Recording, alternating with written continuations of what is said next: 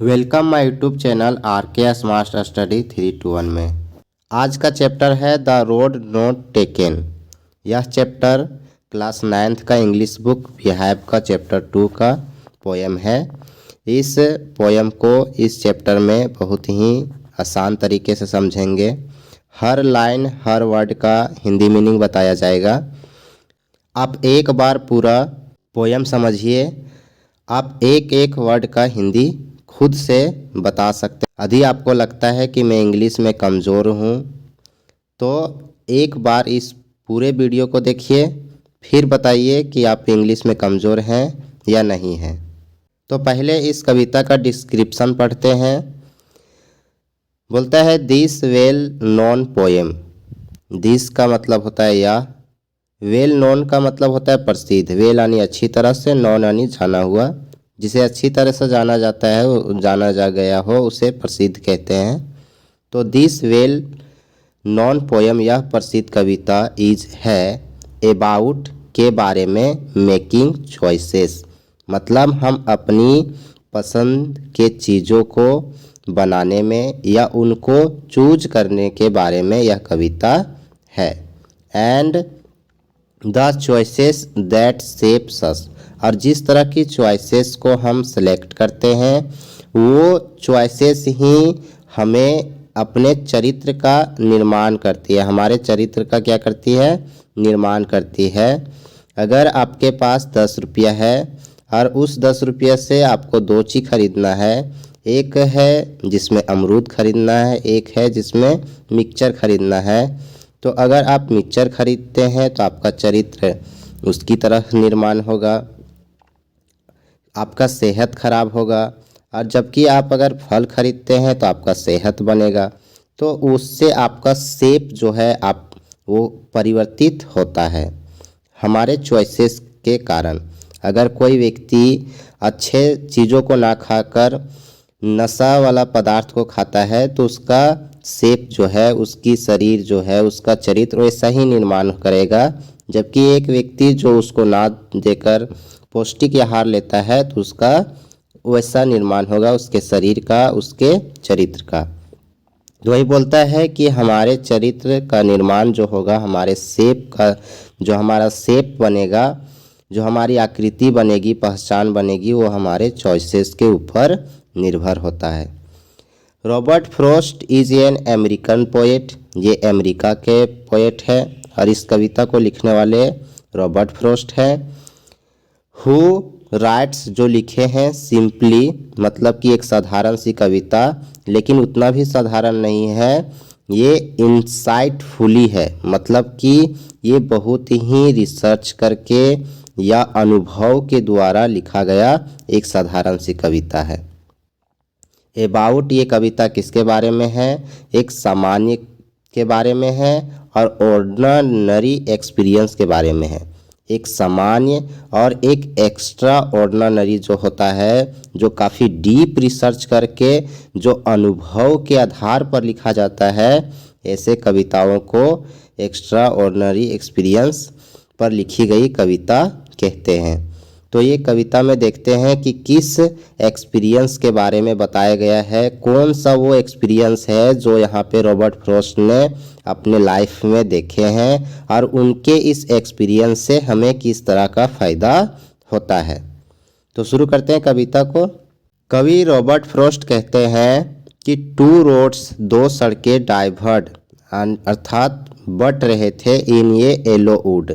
Yellow का मतलब होता है पीला और वुड का मतलब होता है लकड़ी, लेकिन जहाँ पे बहुत सारी लकड़ियाँ होती है उसे जंगल कहते हैं।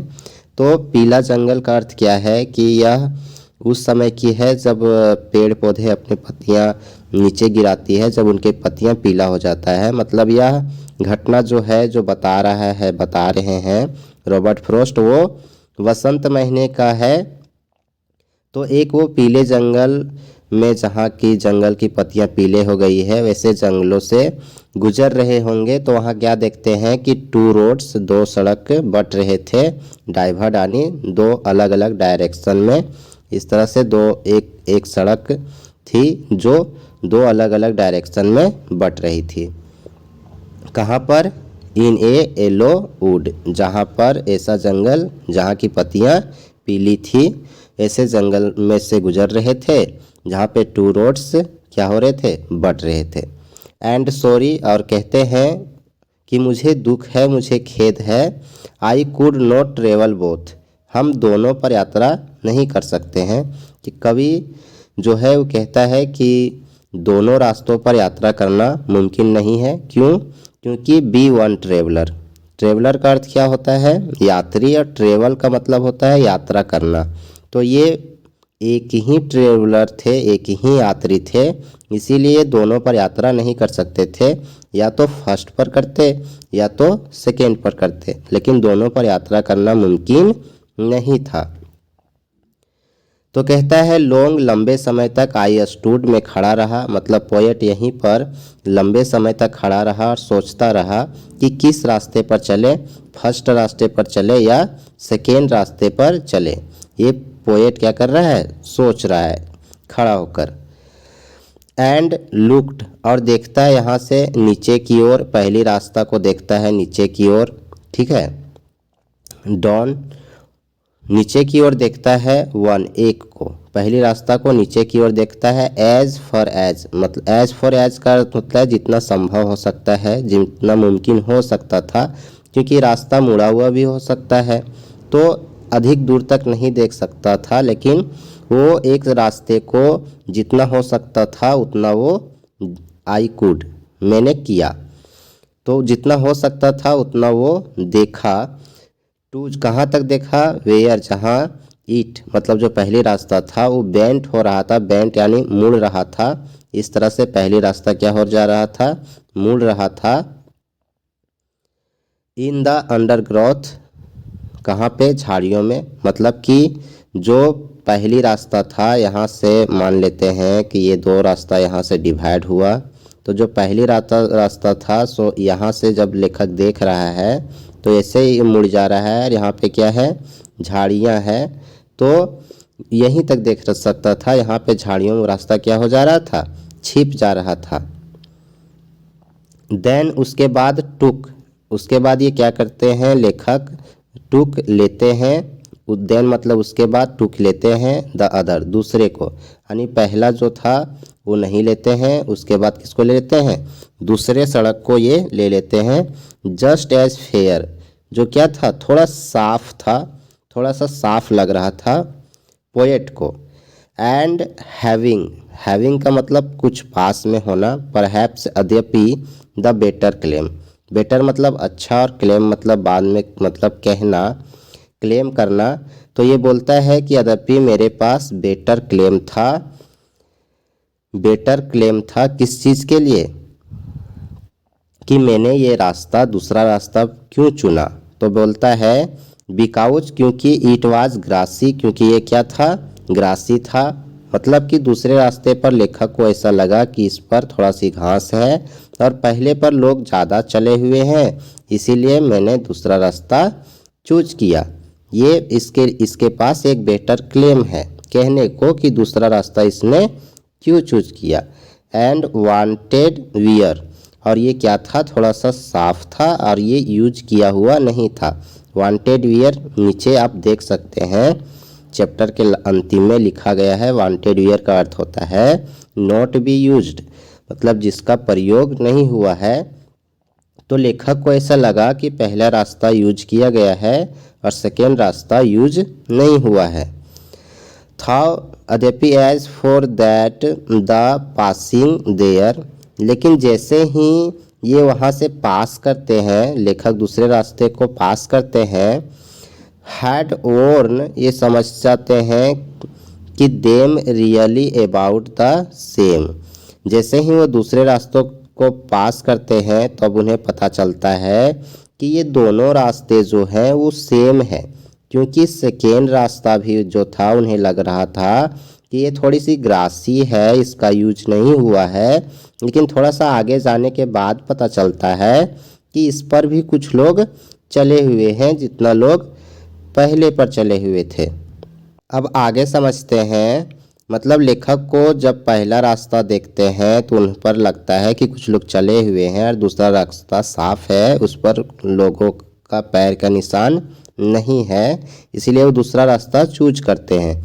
लेकिन जब थोड़ी दूर आगे जाते हैं, पास करते हैं सेकेंड रास्ते को, तब उन्हें पता चलता है कि इस पर भी लोगों ने चला है, मतलब दोनों रास्ते उन्हें सेम लग रहे थे। आगे बोलते हैं कि बोथ दैट, मतलब ये दोनों रास्ते सुबह में इक्वली ले, एक समान रूप से पड़े हुए थे। इक्वली मतलब एक समान तरह से, और ले मतलब पड़े रहना। उस सुबह, जिस सुबह वो जंगल से गुजर रहे थे, दोनों रास्ते एक समान रूप से पड़े हुए थे। इन लीव्स, किसमें, पत्तों में। बोलते हैं कि नो स्टेप, कोई भी पद जो थे, पैरों के कोई भी पद, हैड ट्रोटेन ब्लैक, कोई भी पैर ऐसा पद नहीं था जो ट्रोटेन किया गया हो, कुचला गया हो घास को, जिसके कारण वहाँ पे ब्लैक ब्लैक धब्बे आ गए हों। जब घास पर पैर रखा जाता है तो वहाँ पे काले धब्बे आ जाते हैं। तो ऐसा कोई भी स्टेप नहीं था, कोई भी पैर का निशान नहीं था जो वहाँ के घासों को ट्रोटेन किया गया हो, कुचला गया हो, जिससे वहाँ पे ब्लैक हो गया हो। बोलता है वो, आई केप्ट द फर्स्ट, बोलता है कि मैंने सेकेंड रास्ता चूज, लेकिन मैं बता दूं कि मैंने फर्स्ट को यानी पहले रास्ता को रखा है for the another day. Another मतलब आनी, और डे यानी दिन, मतलब दूसरे दिनों के लिए, चलने के लिए रखे हैं। एट नोविंग, ये जानते हुए कि हाउ, कैसे, वे यानी रास्ते, लीड्स ऑन टू वे, मतलब कि कैसे रास्ते जो होते हैं वो आगे की ओर बढ़ते हैं। कैसे बढ़ते हैं, जैसे कि ये रास्ते से चलना शुरू किए तो ये रास्ते दो रास्ते में बट गया। अगर हमने इस रास्ते पर चल रहे हैं तो ये रास्ते फिर दो पर बटेंगे, फिर ये दोनों में से अगर इस रास्ते पर चले तो ये रास्ते दो पर बटेंगे। तो क्या ये रास्ता जो है वो कभी भी इस रास्ते पर नहीं आएगा, क्योंकि ये रास्ता अपने फिर इस तरह से ये बढ़ता जाएगा, तो ये अलग रास्ते जाएंगे और ये अलग रास्ते जाएंगे। तो ये जानते हुए भी कि हम कभी भी इस रास्ते पर अगर चले हैं तो इस रास्ते पर नहीं चल पाएंगे, क्योंकि सड़क इस तरह से आगे नहीं बढ़ती है। तो ये जानते हुए भी उसने सोचा कि हम पहले जो सड़क था वो हम दूसरे दिनों के लिए चलने के लिए रखे हैं। बोलता है आई डाउटेड, मुझे शक था पहले से ही कि आई शुड इवर कम बैक, कि क्या मैं कभी इस रास्ते पर जो पहला रास्ता छोड़कर दूसरे रास्ता चूज किए हैं वो क्या पहले रास्ते पर चलने के लिए वापस कभी आएंगे। ये उसे डाउट था, क्योंकि ऐसा नहीं होता है हमारे जीवन में कि जिस रास्ते पर हम चले हैं उस रास्ते पर दोबारा चले। क्योंकि अगर मैट्रिक की बात किया जाए तो मैट्रिक के बाद हमारे पास 3 रास्ते होते हैं, एक साइंस का, कॉमर्स का और आर्ट्स का। अगर हम साइंस लेते हैं तो साइंस भी उधर 3 रास्तों में बट जाता है, दो 3 रास्तों में, बायोलॉजी, केमिस्ट्री, फिजिक्स। तो अगर कोई व्यक्ति चाहता है कि यहाँ से वापस आकर और फिर यहाँ से आर्ट्स लेकर पढ़ें तो ये मुमकिन नहीं है। तो वही कहते हैं कि हम जानते थे वापस नहीं आ सकते हैं, फिर भी ये सोचा कि मैं इसे दूसरे दिनों चल लेंगे, इसीलिए इसे अभी रखते हैं। आगे कहते हैं आई शैल बी टेलिंग, बोलता है मैं कहूँगा दिस इसे विथ ए साय, ए आह भरते हुए, एक रिलीफ, सुकून की सांस लेते हुए। साय का मतलब होता है आह भरना, जिसमें सुकून आता है। तो सुकून का सांस भरते हुए मैं कहूँगा बाद में कभी कि समवेयर, कुछ जगह पर, एजेस मतलब बहुत वर्ष पहले, हैंस जहाँ पर क्या हो रहा था, 2 रोड्स, 2 सड़कें डाइवर्ट हो रही थी, इन ए वुड, एक जंगल में, एंड आई टुक, मैंने लिया, द वन, एक को, क्योंकि 2 रास्ते से डाइवर्ट हो रही थी तो मैंने एक को लिया, जो लेस थे, कम थे, ट्रेवल्ड, जो कम चले हुए थे, बाय के बाद किसके द्वारा, तो लोगों के द्वारा, एंड और दैट, और वह हैज़ मेड, वही बनाया है, ऑल द डिफरेंसेस, बहुत सारे परिवर्तन हमारे जीवन में।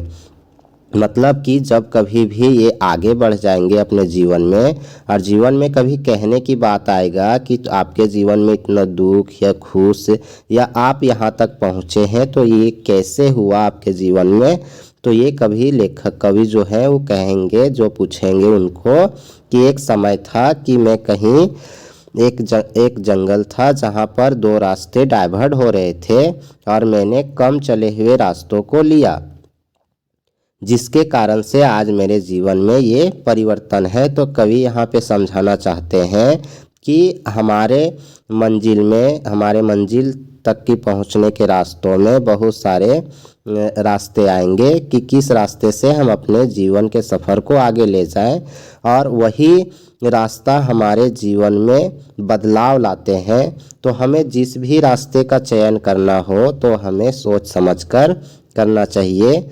अगर मान लेते हैं एक लड़की है, इसके पास विवाह का दो रास्ते हैं, या तो भाग जाए या तो माँ बाप के कहे हुए लड़के से विवाह करे, या अरेंज मैरिज या लव मैरिज। अगर वो सोच समझकर पहले रास्ते को लेती है तो उसके जीवन में जो बदलाव आएगा, तो कह सकती है कि मैंने माता पिता के द्वारा चुने गए लड़के से ही विवाह किया, जिसके कारण आज हमारे जीवन में ये बदलाव है। जबकि अगर वो भाग कर करती है तो उसके जीवन में जो बदलाव आएगा, तो उसको ये कहना, वो कहेगी कि मैंने भाग कर किया था, इसलिए आज मेरे जीवन में ये बदलाव आए हैं। तो जो भी रास्ते पर चलना चाहिए उस रास्ते को सोच समझकर चलना चाहिए। जहाँ तक हम देख सकते हैं, देखना चाहिए और समझना चाहिए कि किस रास्ते पर चलने से हमें फ़ायदा होगा या किस रास्ते पर चलने से हमें नुकसान होगा। ये कवि कहता है, क्योंकि कवि दूसरा रास्ता जब चूज करता है तो वो सोच कर करता है कि मैंने दूसरा रास्ता चूज क्यों किया है। तो वो भी हमें सिखाना चाहते हैं कि हम जिस भी रास्ते में अपने जीवन के सफ़र में जिस भी रास्ते में चलें, जो भी डिसीज़न लें, उसको डिसीज़न को लेने से पहले हमें उनके बारे में सोचना है कि हमें वो डिसीज़न क्यों ले रहे हैं, इससे हमें क्या लाभ होगा और क्या घाटा होगा, ताकि बाद में हमें पछताना ना पड़े। तो उम्मीद करते हैं यह कविता आपको समझ में आई होगी और अच्छा लगा होगा। अगर अच्छा लगा है तो वीडियो को लाइक कर दें, और चैनल में पहली बार आए हैं तो चैनल को सब्सक्राइब कर दें। मिलते हैं एक और नए वीडियो में, तब तक के लिए धन्यवाद।